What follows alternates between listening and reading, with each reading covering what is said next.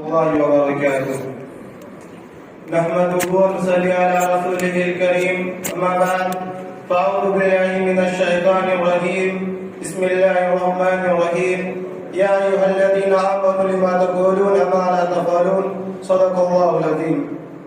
محترم سامعین، آج میری تقریر کا عنوان ہے عصر حاضر میں علماء کرام کی ذمہ داری. میں اللہ تعالیٰ سے دعا کرتا ہوں کہ اللہ تعالیٰ ہمیں ٹھیک ٹھیک کہنے کی توفیق دے اور ان پر ہم تمام حضرات کو عمل پیرا ہونے کی بھی توفیق دے. اے قوم کے رہنما کدھر جا رہے ہو تم، اے قوم کے رہنما کدھر جا رہے ہو تم بہک گئے تو قوم کدھر جائے گی.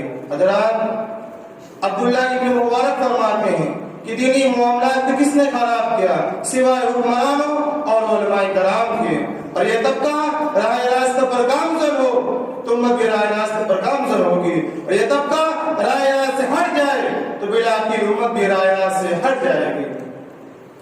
محترم حاضرین، اس حقیقت کے تناظر میں اگر ہم اصلاحی میدان میں علماء کرام کی ذمہ داریوں کا جائزہ لیں تو ہمیں غمناک مایوسی کا سامنا نظر آتا ہے. علماء کرام کے بیانات اور ان کے روزمرہ کی زندگی میں بہت حد تک تفاوت نظر آتا ہے.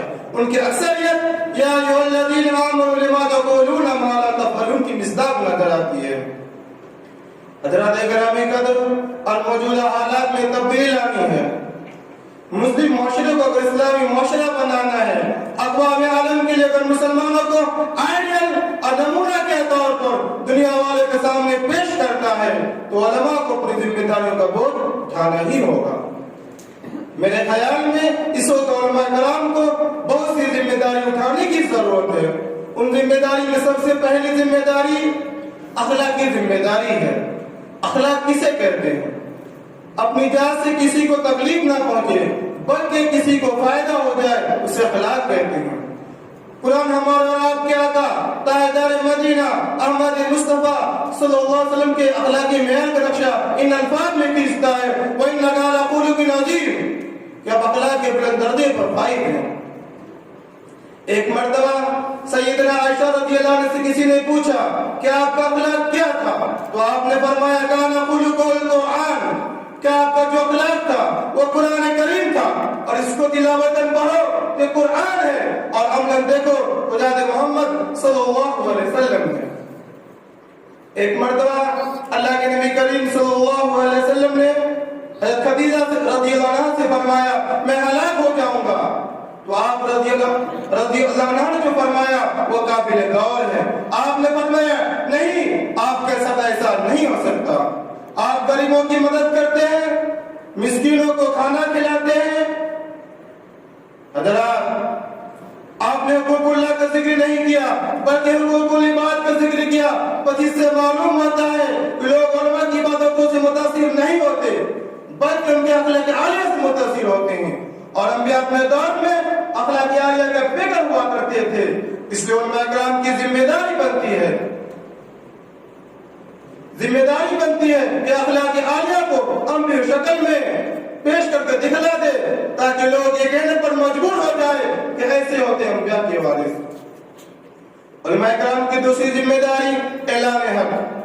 آپ نے حق گوئی کو برا جہاد قرار دیا ہے. آپ نے فرمایا من رأى منكم منکرا فلیغیرہ بیدہ فإن لم یستطع فبلسانہ وإن لم یستطع فبقلبہ. اس حدیث سے معلوم ہوتا ہے کہ عمل بالمعروف اور نہی عن المنکر علماء کا ایک شریک خریدا ہے. اور یہ حقیقت ہے کہ اس کو علماء بخوبی انجام دے سکتے ہیں. اسلام کے پاسبانوں اور علماء حق گوئی حق پسندی کو اپنی ذمہ داری سمجھیں تو معاشرے سے برائی کو ختم کیا جا سکتا ہے.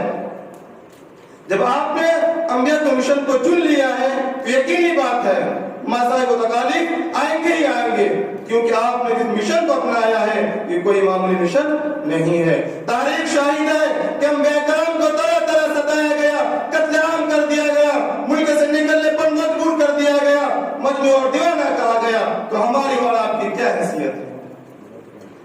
شاعر نے کیا خوب کہا ہے، فکر دنیا کر کے دیکھا فکر عقبہ کر کے دیکھ. فکر دنیا کر کے دیکھا فکر عقبہ کر کے دیکھ. سب کو اپنا کر کے دیکھا اپنا کر کے دیکھ۔ علماء کرام کی تیسری ذمہ داری یہ ہے کہ وہ ایمان باللہ کی بنیاد پر تمام مسلمانوں کو ایک پلیٹ فارم پر جمع کرنے کی کوشش کریں۔ اللہ کے نبی کریم صلی اللہ علیہ وسلم نے 13 سال صحابہ کرام پر صرف ایمان کی محنت کی، جس کے نتیجے وہ ایک طرف اللہ کے آلیہ کا پیکر ہو گئے تو دوسری طرف اللہ اس کے محبوب عشق میں ڈوب گئے، غرق ہو گئے، جس کا نتیجہ تھا وہ ہر قربانی کے لیے ہماروں کو تیار رہتے تھے۔